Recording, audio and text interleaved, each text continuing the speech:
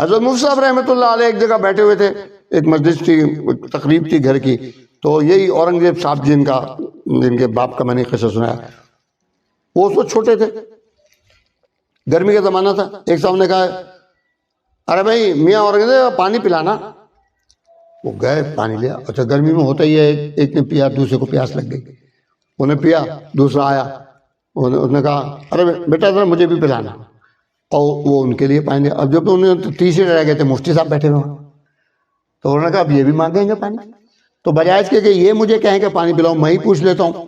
تو ان کے ماموں لگتے ہیں، انہوں نے کہا مامیاں آپ کے لیے پانی لاؤں؟ تو حضرت نے کیا کہا، ہاں لے آؤ، 10 قدم پیچھے ہٹ کے۔ اب وہ پریشان کہ یا اللہ پانی لے آؤ 10 قدم پیچھے ہٹ کے، کیا مانا؟ وہ اندر گئے، انہوں نے اپنی ممانی سے پوچھا کہ وہ میں نے مامیاں سے پوچھا، سب پانی پی رہے تھے، میں نے کہا میں آپ کے لیے پانی لاؤں؟ تو انہوں نے کہا ہاں لے آؤ 10 قدم پیچھے ہٹ کے۔ کیا مطلب اس کا؟ انہوں نے کہا وہ پانی نہیں مانگ رہے، پھر کیا مانگ رہے؟ کہنے کہ پانی میں سے یا کے عدد ہیں 10، خطی میں 10 تھی نا یا، انہوں نے کہا یا گرا دو تو کتنے باقی، کیا باقی بچا؟ 5۔ وہ کہہ رہے ہیں 5 لاؤ۔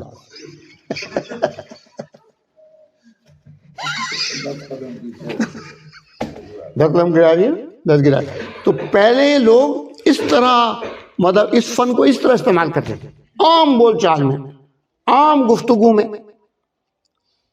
ابھی کسی لڑکے کو کہہ دو 10 قدم پیچھے ہٹ کے، اس کے ابا کو بھی سمجھ میں نہیں آیا، اسے کیا سمجھ میں آیا؟ عورت کے گھر میں عورت کا یہ مقام دماغ، اس نے کہا کہ وہ پانی نہیں مانگ رہے، وہ کہہ رہے 5 لاؤ، 5 تو یا کی عدد گرا دو تو 5 باقی بچا۔ تو عادات سے، چنانچہ پہلے زمانے میں رواج تھا، ہر بچہ جو پیدا ہوتا تھا اس کا نام رکھا جاتا تھا، تاریخی نام، اس کو تاریخی نام کہتے تھے لوگ۔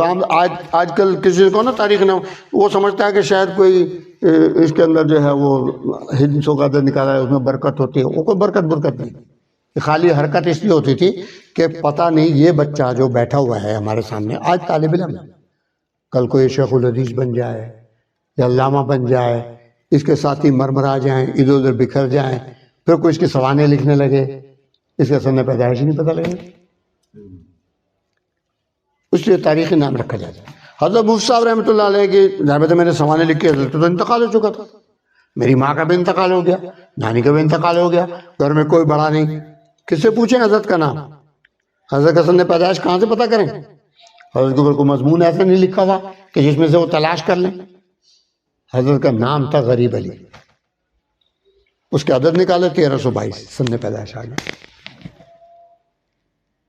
پہلے سب بزرگوں کے نام ہوتے تھے، چنانچہ میں نے کچھ نام لکھے، مثلا حاجی امداد اللہ، نام آپ نے سنا ہوگا، حاجی امداد اللہ مہاجر مکی حضرت تھانوی رحمۃ اللہ علیہ کے شیخ، ان کا نام تھا ظفر احمد۔ آپ ظفر احمد کے عدد نکال لیں، 1230 ہوں گے، زوئے کے 900، فے کے 2، 9 2 11، اور رے کے 200، 9 2 11، فے کے 80، اور احمد کے 53، تو یہ 1280 بن جائے۔ اچھا اس کے گنتی کرنے کی بھی آسان ترکیب بتا دیتا ہوں۔ مثلا مولانا حسین احمد صاحب مدنی رحمۃ اللہ علیہ کا جو کیا نام اس کا تاریخ نام تھا، وہ کیا تھا؟ چراغ محمد۔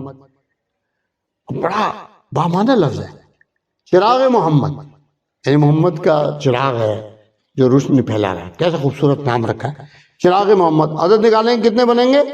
1296۔ مولانا قاسم نانوتوی رحمۃ اللہ علیہ کا تاریخی نام کیا تھا؟ خورشید حسن۔ عدد نکالیں کیا بنیں گے؟ 1297۔ مفتی جمیل احمد صاحب تھانوی کا نام کیا تھا؟ غریب علی۔ عدد نکالیں گے کیا بنے گا؟ 1322۔ تو پہلے بچوں کے نام رکھ دیتے تھے، بڑا ہو گیا مولانا قاسم نانوتوی، آپ نکالنا چاہیں ٹھک کر کے ابھی نکالیے خورشید حسن، اور جی فلانے سے پیدا ہوا۔ پھر لوگ کتاب لکھتے تھے تو کتاب کا تاریخی نام رکھ دیتے تھے، مثلا مظاہر حق، کتاب ہے نا مظاہر حق، پڑھی دیکھی ہوگی مظاہر حق آپ نے، تو مظاہر حق جو ہے یہ اس کا تاریخی نام ہے۔ اگر آپ مظاہر حق کے عدد نکالیں گے تو اس کا سنت بن جائے گا، تصنیف، وہ ہے کتنا؟ 1254۔ علم الصیغہ سب بچے پڑھتے ہیں، علم الصیغہ یہ اصل میں علم الصیغہ اس کا تاریخی نام ہے، علم الصیغہ یہ 1276 میں لکھی گئی تھی، 1276 ہجری میں، اب سے 300 سال پہلے۔ آثار رحمت کتاب ہے، اس کا نام ہے 1350۔ حضرت مفتی صاحب رحمۃ اللہ علیہ نے ایک کتاب لکھی، مجھے حضرت محتمم صاحب نے ایک یعنی 3-4 صفحے تھے، یعنی 2 ورق ہے، انہوں نے مجھے دیا، انہوں نے کہا یہ پتہ نہیں بہت باریک لکھتے تھے حضرت مفتی صاحب، انہوں نے کہا یہ دیکھو کیا ہے، میں نے پڑھا، وہ باریک تھا، بہت پڑھا، خیر اس کو میں نے نقل کیا، عربی میں تھا، تو اب نقل کرنے کے بعد میں نے کہا مجھے لگ رہا ہے یہ کوئی بلاغت پہ ہے کوئی، اور خلاصہ ہے کسی کتاب، لیکن کس کتاب کا ہے اب یہ نہیں پتہ لگ رہا۔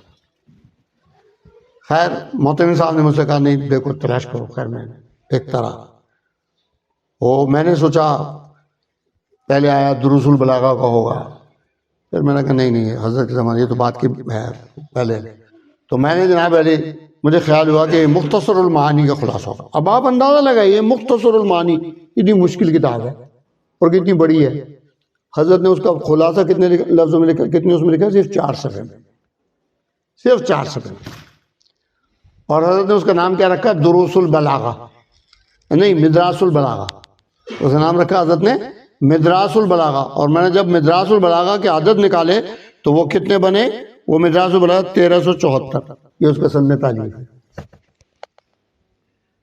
جب مجھے سمجھ آ گئی اور میں نے نکالی مختصر المعانی اور دیکھی اور اس کو پڑھا، اس کے میں نے کہا ہو یہ تو حضرت نے پوری مختصر المعانی 4 صفحے میں لکھ دیا۔ آج اگر آپ اس مدراس البلاغہ کو پڑھ کے مختصر المعانی پڑھیں نا، آپ کو یوں سمجھ میں آئے گی، یوں